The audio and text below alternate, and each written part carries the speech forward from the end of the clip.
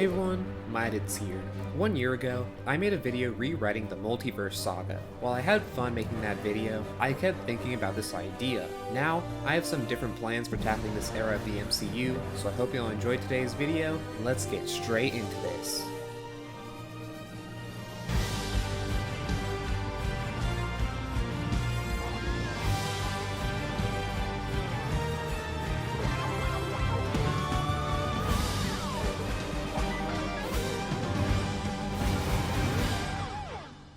As in my last video, I'm not going to include any shows, although some shows will be turned into movies. While there are some other similarities, I'm much happier with this version, as it feels more realistic than my previous video. Also, I know the video is titled Post Endgame, but I don't have any major problems with Far From Home, so that's staying the same. The most important thing the multiverse saga needs is a film that immediately gets the overarching story going, and that's why I'm starting with Captain America: New World Order. Taking the place of Black Widow's release date, this will follow the plot of Falcon and the Winter Soldier, although be abridged to fit a 2 to 2.5 hour runtime. Some storylines may have to be cut, but Sam, Bucky, and John Walker's stories will take top priority. I could see the antagonist following a similar format to Captain America: The Winter Soldier, with US Agent as the main physical threat and the Flag Smashers orchestrating the film's events. New World Order would end with Sam becoming Captain America, and the post-credit scene would show Sam discovering a new hero from a video posted online, Shang-Chi.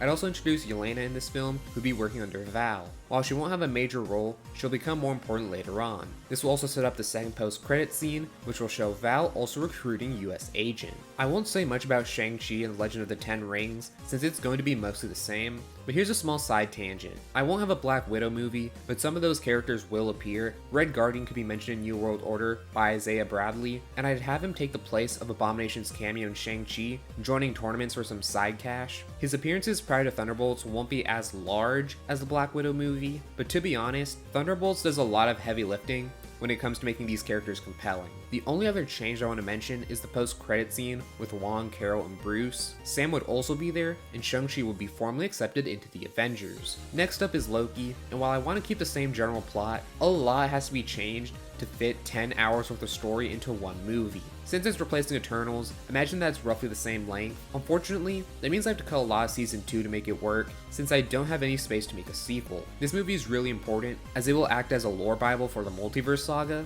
There are an infinite number of universes in the multiverse, with the MCU being the prime universe that everything else branches off from, like in the comics. If the natural order of reality is tampered with, an incursion can happen, where two universes collide and are destroyed if the process is not prevented. The Time Variance Authority prunes unstable universes that are at risk of causing incursions, although we learn that He Who Remains also uses this to stop potential threats to himself. Loki becomes the god of stories, replacing He Who Remains, and the TVA controls the stability of the multiverse without pruning universes.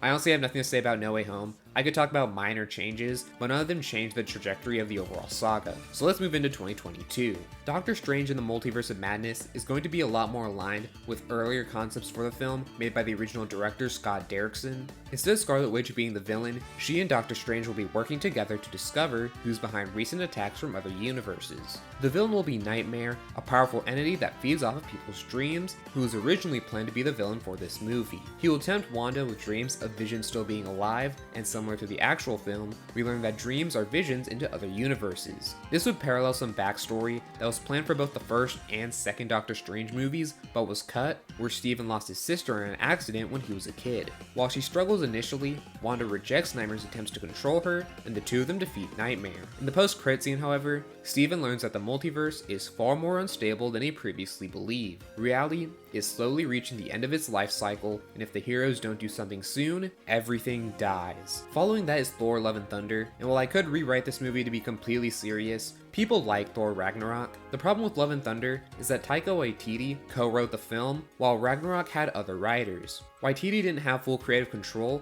so his jokes were written around the plot instead of the other way around. So I'd make one simple change to this movie, bring back the Ragnarok writers, or have literally anyone else but him write. Because the core concepts of this movie with Jane, Thor the God Butcher, and Thor finding a new purpose are great, it just needed the right execution. Black Panther: Wakanda Forever is a solid movie, but I need to go into another side tangent here. I'm not going to introduce the Young Avengers. There are far too many superhero teams, and I already removed the Eternals. I'm also not going to introduce any members of the Young Avengers, besides characters like Cassie, who exist already but might become heroes heroes at a later point, so Ironheart won't be in this movie and the plot will be altered to account for that. That also means more time can be spent focusing on Shuri and Namor's stories. While Phase 4 doesn't end with some major climax, we're going to see some big changes very soon.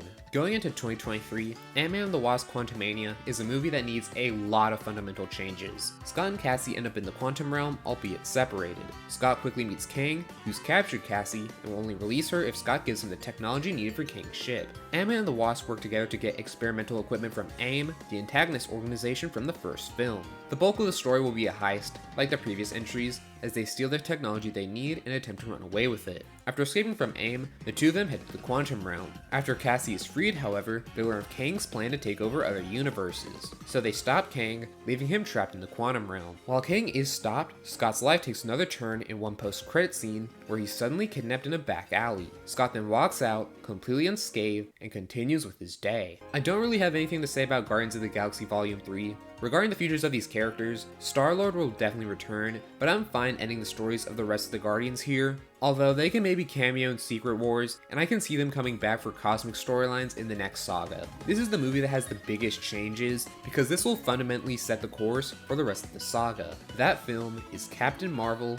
Secret Invasion. This will essentially be the Captain America Civil War of the saga, feeling like a smaller scale Avengers movie. The film starts with the Avengers already formed and on a mission when Ant-Man dies in an explosion. Everyone is then shocked to discover that Ant-Man was a Skrull. They discover that a group of Skrulls branched off from the rest of the Skrulls and plan on taking over the Earth after Carol failed to find them a new home planet. As we've been teased, some Avengers have already been replaced during the saga. Speaking of which, the Avengers lineup is made of 9 characters: Captain America, War Machine, Thor, Hulk, Hawkeye, Ant-Man, Captain Marvel, Black Panther, and Shang-Chi. Besides Ant-Man, I can see War Machine and Hawkeye being Skrulls, with potentially other members if it serves the plot. A Skrull replacing War Machine would recontextualize his minor cameo in New World Order, as he would have been the first hero replaced post-Endgame. I'd also use this to highlight Carol's flaws, as she doesn't know that Hawkeye has hearing problems, while someone else notices that when he hears them during a loud fight. Carol has been avoiding issues that require more than physical confrontation,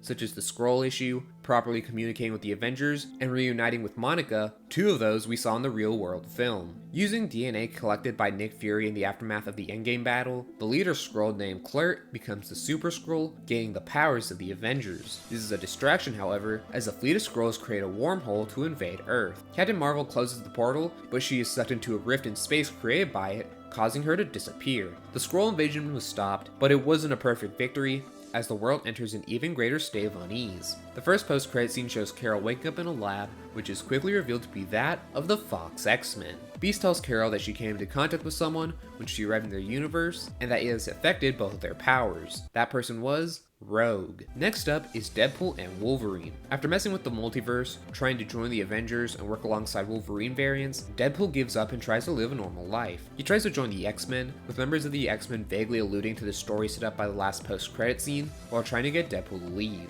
Deadpool is arrested by the TVA, and rogue agent Mr. Paradox allows Deadpool to join the MCU as he plans on pruning the Fox universe. There's a meta joke about how convoluted these movies were, and how it's a miracle an incursion hasn't happened already. During this, Mr. Paradox makes the mistake of revealing that Logan was arrested by the TVA for creating an alternate timeline in Days of Future Past. Wade breaks Wolverine out, but they are both pruned and sent to the void. After that, the film is mostly the same, as I wanted to change the setup so it made more sense. Yes, I technically did bring back the original Wolverine, but to be honest, the plot of Logan involves no mutants being born since 2004, and that barely works with the timeline of the Deadpool movies, so Logan probably is set in an alternate universe. It was an alternate universe in the comics, and it makes sense since X-23 would have been pruned from that universe. There's not much else to say, so let's move on. After having one film in 2024, and moving on into 2025, I have to admit something. I haven't seen Daredevil Born Again, and I initially didn't have a strong reason for why this should be a movie, but with both Matt's appearance in No Way Home and the Punisher's role in Brand New Day, this feels necessary. Similar to the show, this will be a revival continuing the story from the original series. The story will follow the Mayor Kingpin storyline as he rises to power using the Skrull invasion to his advantage. I would pick and choose plot points from the 2 seasons for this story, and depending on whether or not season 3 is a new storyline, I would save that for a sequel. There's barely anything I need to change for Thunderbolts, besides acknowledging changes in previous films that affect world building. I also want to include Taskmaster, since she wasn't set up in any previous movie. That wraps up Phase 5. I don't want to talk too long about changing movies that haven't come out yet, so I'm not going to spend much time on Phase 6. I don't have any major changes to make with the Fantastic Four first steps, especially since I don't have the hindsight of how this film affects the rest of the saga. Now, we're moving into the stuff that has yet to be released. Spider-Man Brand New Day is a hard movie to talk about. It's not easy to tell what's ultimately going to happen, and that's a good thing, so I once again don't have much to say, besides predicting post-credit scenes. I hope they follow up on the symbiote from the end of No Way Home, although Marvel should definitely wait for him to wear it in Secret Wars. Also, I'm not sure if Spider-Man will be in Doomsday, as you could have a similar situation to Ant-Man and the Wasp, where the end of this film lines up with Doomsday, so I'd have a post-credit scene directly teasing that incursions are happening, and they will destroy everything. Since Avengers Doomsday is the culmination of the last 15 movies, I'll go into some story beats. Doom forms an alliance with the Fantastic Four, as the destruction of the multiverse is a far greater threat. This group, however, is split between the MCU and Fox universes when they leave their own universe. Throughout the film, more universes are destroyed until these are the only two left. The heroes are convinced that the only way they can save their universe is by destroying the other. They then discover that Doom is using their conflict to gather the power he needs to reach the end of time. The final incursion occurs, with some heroes and villains escaping on a life raft made by Reed. Meanwhile, Doom uses Loki to become all-powerful and create his own universe out of what's left. The movie ends with the creation of Battleworld, with Doom at the center. This shouldn't be a surprise. Avengers Secret Wars is the end of the saga. We see Battleworld, where people across the multiverse live without memories of their past. After years of being in suspended animation, everyone on the life raft awakes, and a group of heroes begin forming a plan to overthrow Doom. These heroes separate to find different people across Battleworld that they need for their plan. This film will include heroes from across the past 30 years of live-action feature films and will culminate in a final battle against Doom's army. The climax of the altercation is between Reed and Victor, as the fate of all reality will be determined by the two of them. Reed, for one moment, gets Doom to let go of his ego and admit that Reed could have done a better job with the same power. This gives Reed Doom's powers, and Battleworld is consumed by light. We then see the new Marvel Universe, with some parts being familiar, and others being familiar in a different way. The Fantastic Four, Spider-Man, the X-Men, the Avengers, and the rest of the Earth's heroes are finally, after all this time, part of one universe, moving ever upward and onward to greater glory. This was once again a lot of fun. I feel like this version creates a far more cohesive narrative compared to what I made before. Marvel's definitely made some mistakes, but as you can tell by my shorter segments for later movies, things are starting to improve. I certainly hope they make the landing and not only provide a sufficiently satisfying conclusion to this era, but also make the Marvel Universe post-Secret Wars feel exciting. I hope y'all enjoyed today's video. If you did, check out some other content. If you really did, subscribe so that you know when future content comes out. That's gonna be it for now, and I'll see you all in the next one. Take care!